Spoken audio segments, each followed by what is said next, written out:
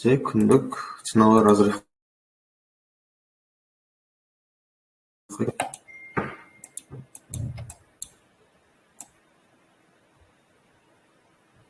Күндік ценовой разрывқа келген болатынбыз.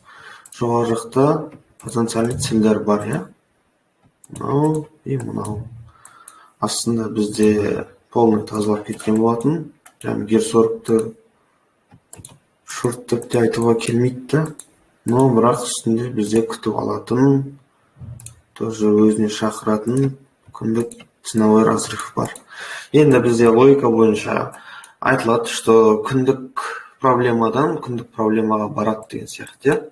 И получается бізде күндік имбалансқа біз реакция алған болатынбыз. Енді осы реакция алу арқылы мына екі потенциальный эквил хай шешіліп кетуі мүмкін. Енді бүгінгі күнге уже цель анықталды. Скорее всего, біз лонговать ететін боламыз.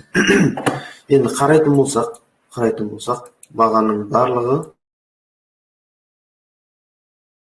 бізде қазір данный момент бакаликте жүрген болатын. Осы бакаликте жүр, но бірақ енді қарауға болады. Последний ликвамен жұмыс жасаған баға енді нацельно жоғары қарай кетіп бара жатыр. Біздің енді келесі целіміз мынау. Осы целден закреп алатын болса, какой-то LTF-тардан біз точка входа табуға болады.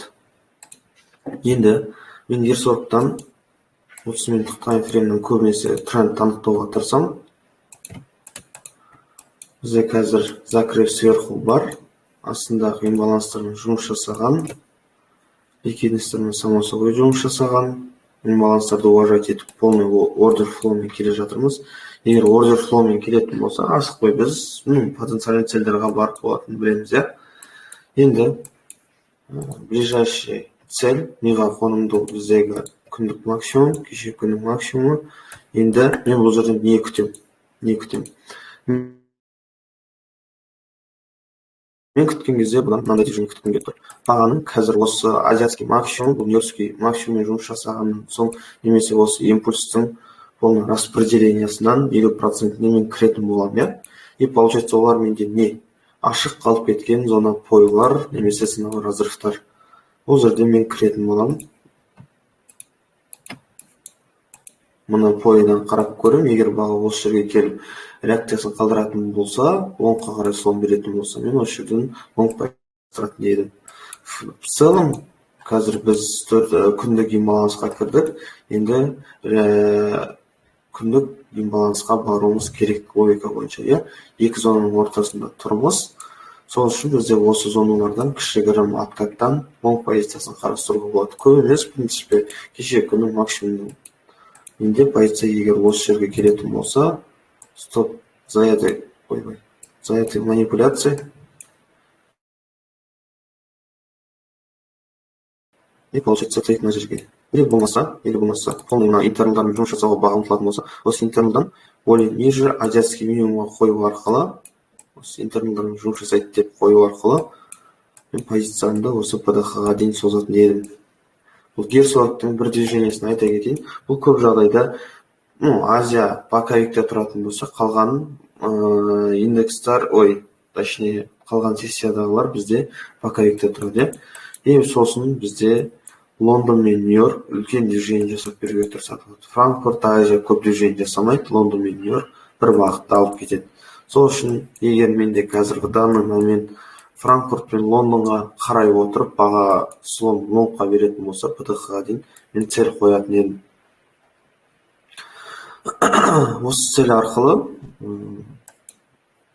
апта күндік үстіндегі имбаланс шешілетін болса, дальнейший цель менде болады мына максимумға дейін. В целом осы максимумды көзуге болады.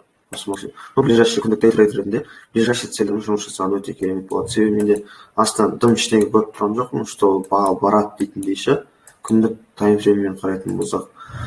В принципе, осы Герсоргқа. Ал UK 100-ға келетін болсақ, UK 100 бізде қазір апталық максимумнан кеше закреп алған болатын. Так, дальше көрейік.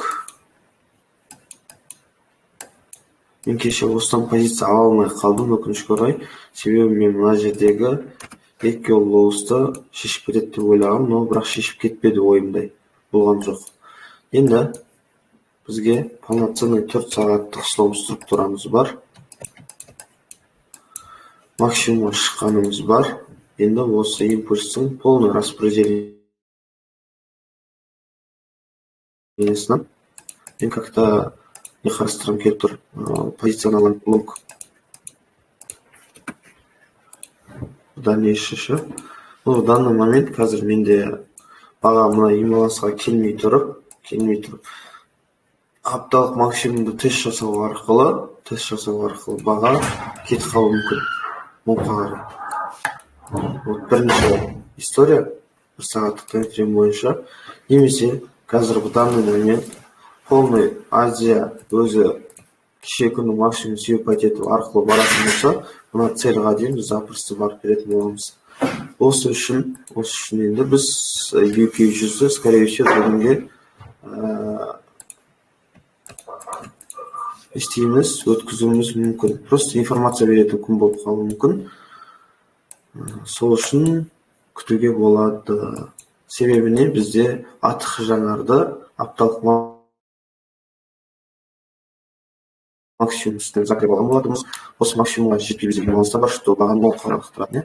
Артта қалып кеткен жерде азиатский максимум, кешегі күні максимум бар. Бұл да жақсы магнит бағаның өсуіне және в дальнейшем жоғары кетуіне.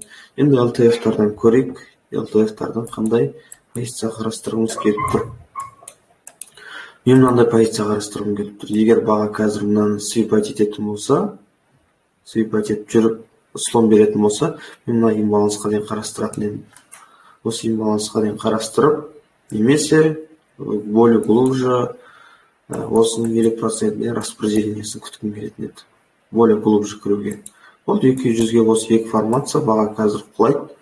Апталық максимумды тест жасау арқылы бізде лонг позициясын қарастыруымыз мүмкін. Немесе кеше күннің максимумын свипать етіп шешу арқылы бізде шорт позициясы алынып, имбаланстың заполнениясына дейін күтуімізге мүмкіншілігі бар. Так, келесі бізде алтын. Ой, жарықтық алтын не отыр? Күндіктен қарайық.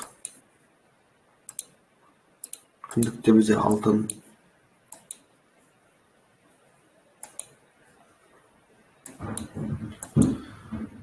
Так. Имбалансның ішіндеміз, проторговка жасалып жатыр. Кеше мына максимум шешілуі мүмкін деп ойлағам, осы максимум шешілді. Енді бізге керек күндік максимум имбаланс толды ғой. Енді просто логикалар қарапайым, иә. Мына қалып кеткен сынау разрывты толтырып, дальше мына артықын шешуіміз мүмкін. Баға дальше лонгқа қарай кете беру вероятності өте жоғары. Бүгіндікке қарау вероятності менде может скорее всего болады алтыннан шорт позициясы, себебі менде ликвидностьтармен жұмыс болған. И считайте, это здесь как-то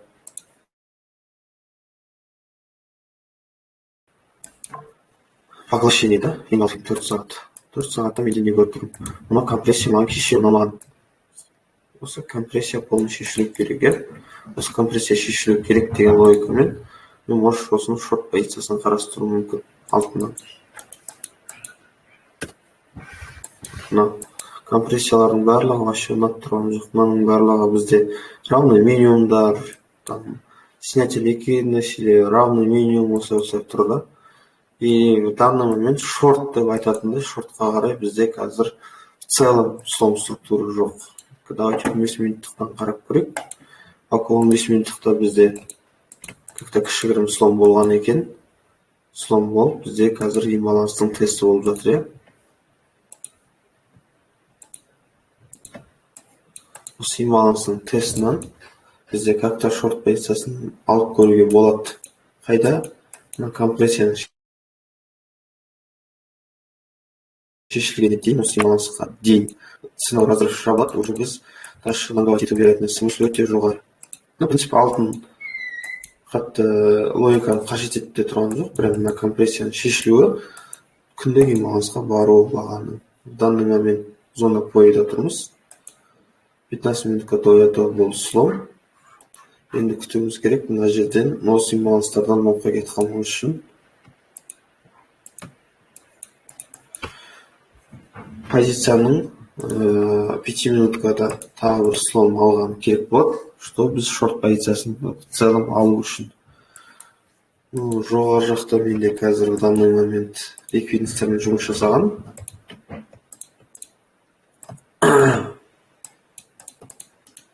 И слом структура болған. Вот и в принципе осы бүгінгі разбор рынка. Түсінікті деп ойлаймын. Сұрақтарыңыз болса қойсаңыздар, қазір мен полный дауыстарыңызды ашып берсем.